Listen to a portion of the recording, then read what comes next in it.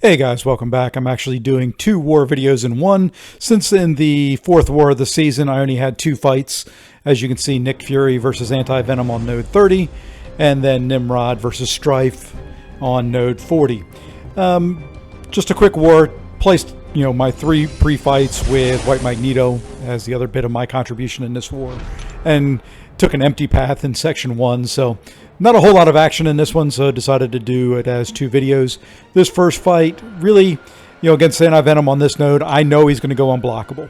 The whole plan on this one is I'm going to parry heavy to start the fight up until he gets to his SP1, bait his SP1, and then just watch out for him going unblockable. And at that point, bait his special 1 and counter it.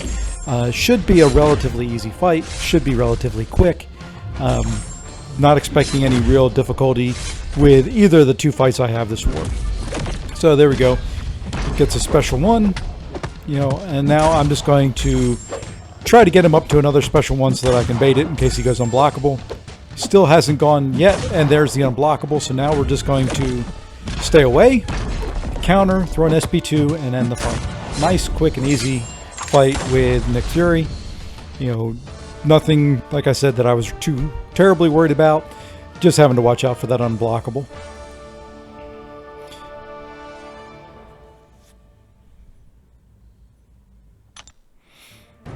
And the next fight up is going to be Nimrod versus Stryfe. And this has got the buffet over time node, and he is a global defender, so I am going to have to watch out for the Mystic dispersion node. Mystic dispersion. And you'll see throughout this fight, really the game plan going into it is get to an SP2, throw a special 2, don't get hit a million times.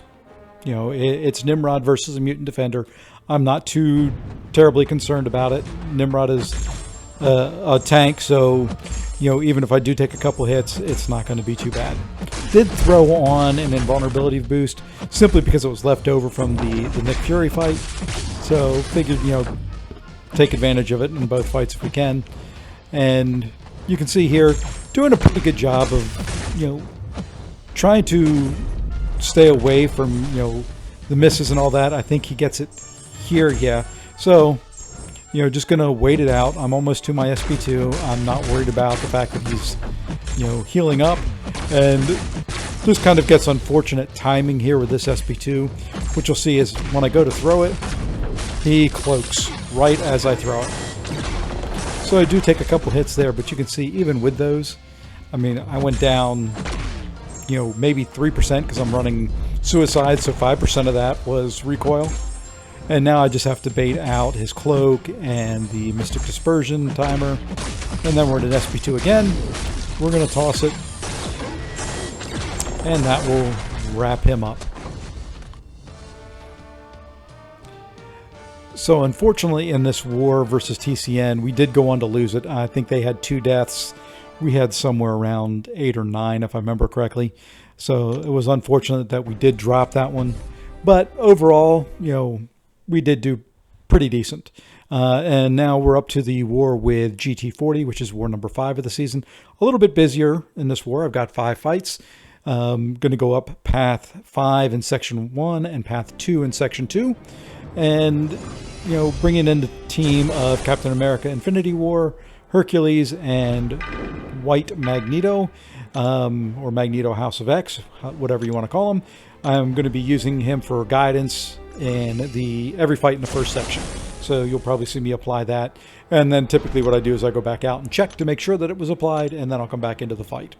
But boosting up, pretty big. Going to go throw on an invulnerability boost just in case I push her to an SP2 or have to eat an SP3. I want that on there. She is a Mystic Dispersion defender, but I also have, the attacker boost or benefit on this one, so not going to have to worry about that. Really the plan is just to parry heavy, try to prevent her from throwing a special. If she throws a special, either interrupt it after the first hit or don't interrupt it at all. And bait out special 1s as much as possible. So I'm going to dance here a little bit. She does throw a special 1. You know, she doesn't have any of her charges up, so, you know, no power gain, which is why I don't want her to throw, you know, any heavy attacks if I can help it. And really just going to go through and, you know, play around the node, play around some of her abilities, try the best I can, like I said, not to have her throw a special, and should be a pretty straightforward fight. I should have thrown my SP2 there, you know, kind of the parry into SP2. Not sure why I didn't, but then I somehow missed a parry, got hit, you know, get pushed up to my SP3. Now I'm trying to think here what I want to do. I'm backed against the wall. Her power meter's high. She's thrown a couple heavy, so she's getting a power gain now after her special. You know, I'm going to try to bait the special one, but if I can't, you know, I've already lost my invulnerability boost. I'll just block the SP2 if I can. You know, another heavy that I wish, you know, could have prevented somehow. And there we go. We push her to an SP2. I will have to eat part of it. Fortunately, it doesn't do very much. But now I can heavy to knock her down, to remove the protection, throw the special 3, and finish her off. That one could have gone a little smoother. Didn't lose a lot of health. You know, it's going to cost me a potion, but, you know, my main thing coming through all these fights, especially against somebody like GT40, is if I get full attack bonus, I'm happy no matter if I have 1 health left or, you know, a full yellow bar. So now we're going to move up to Jabari Panther for the second fight. This is going to be using Hercules. Going to throw on the, you know, Magneto pre-fight again. And that's just so I have the passive stun and, you know, she can't shrug it off. And there we go. So I pop out, make sure that it did apply, go back in. And really the game plan for this fight is just to play it safe. You know, she doesn't have a very big health pool. I mean, she's only got 131,000 health. So I'm going to just parry, heavy to knock her down, bait her special ones, punish her special ones. I'm not going to try to intercept. I'm just going to play it ultra safe. You know, the only thing I'm concerned about is her actually hitting me. I'm not worried about block damage. I'm not worried about anything like that. So I figured if I played it safe, you know, not even knocking her down all the time, I'm going to finish the fight in plenty of time with plenty of health. I'm not going to try to intercept with specials. You can see, you know, I'm just doing very, very, very safe gameplay. You know, bait another special 1. You know, you can see there, you know, 9.5k medium attacks. You know, even with her protection up, I think I was still hitting for, you know, 2k mediums. And with her health pool, it's not, you know, going to take long even with that. I could push her to an SP2. I can, you know, evade those. More comfortable evading the SP1. You know, that special 1's very, very easy, especially if you've got the, you know, fairly close spacing to evade all of it. Very easy to punish. And this fight's almost over. One more combo into my special 1. I think this finishes her off. Oh. Okay, one more hit, I guess. And there it is. So that's 2 fights down. And then we've got a third one here in section 1, which is the shared node coming up with Mojo.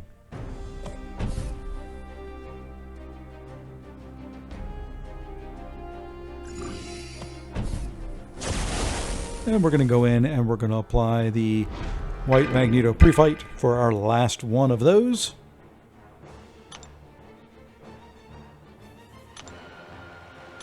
And then hop out, make sure it applies, and hop back in. We're going to toss a heal onto Captain America Infinity War. And this has got Ebb and Flow knockdown, right back at it, aggression prowess. So really the plan here, you know, very similar to America Chavez, and that is parry heavy, heavy into SP2 if we can. You know, don't let the prowess build up, so I've got to stay fairly aggressive, but I don't want to push his power meter too high. I can evade his special 2, not the best at it, but, you know, just really trying to play this, you know, as safe as I can. This is going to be my last fight with Beardo for the war, so whatever happens, you know, to his health happens. I'm not going to worry about it too much. You know, so once again, play it fairly safe. Just parry heavy, bait his special 1 as much as possible. You know.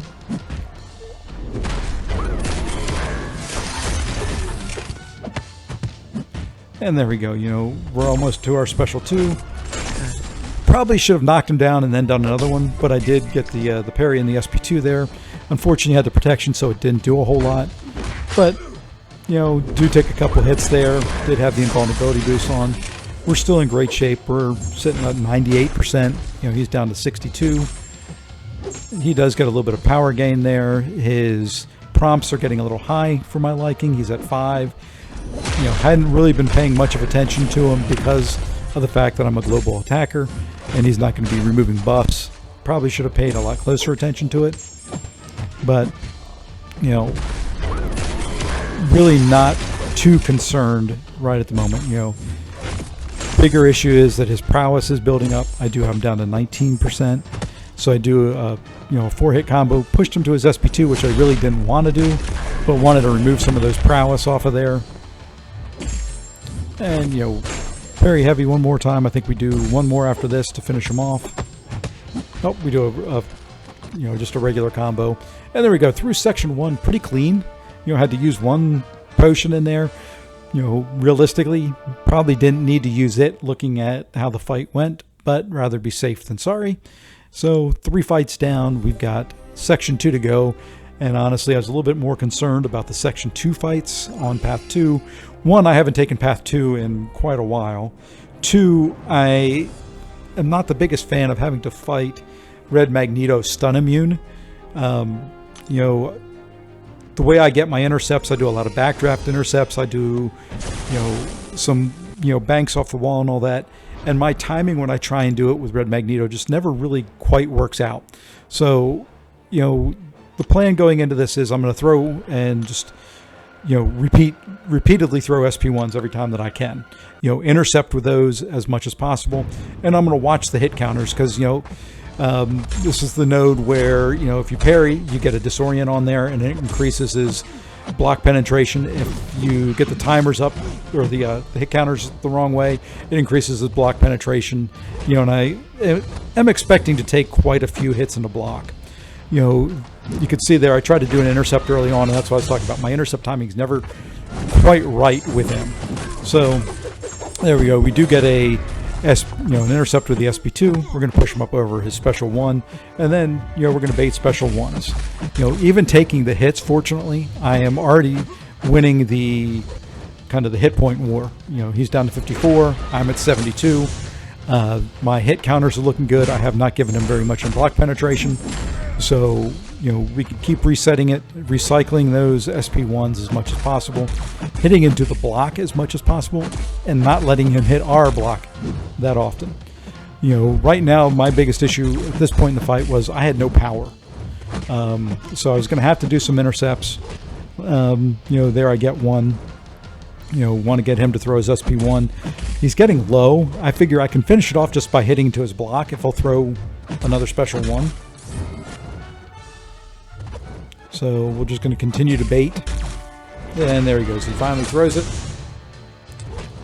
And now I'll take an intercept if I can get it. But really, you know, I figure, you know, a couple more hits in the block, I'll finish him off. That was kind of an accidental parry, but since I did parry him, I was able to finish him off there. And, you know, came through fairly clean. I took a couple hits, took some damage. I figured I was going to in this fight. I was prepared to throw on some potions, but full attack bonus is full attack bonus. Like I said, I don't care if I came down and had 1 hit point left and had to throw, you know, 7 or 8 potions in there. Do still have a couple of the big 14k potions left from all the freebies we got. So we're going to toss those on, and we're going to go ahead and take this last fight versus Kingpin.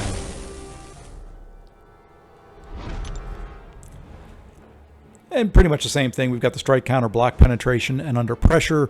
3 on this one. This is if you dash back more than once in, I think, 1.2 seconds, you get a disorient on you. So really, plan here, bait SP1, throw SP1, and come out fine. You know, I was actually less worried about this fight than Magneto. I figured this one was going to be fairly straightforward. You know, can parry a little bit as long as he doesn't shrug it off. So, you know, I don't mind that. And then really it's just a matter of getting the power meters to line up right. You know, so that I can, so he can throw his SP1, I can counter it, I can push him back over his SP1, counter it, get my special one, you know, and kind of repeat. So it's just a matter of getting the special timers, hoping he throws his special one easily.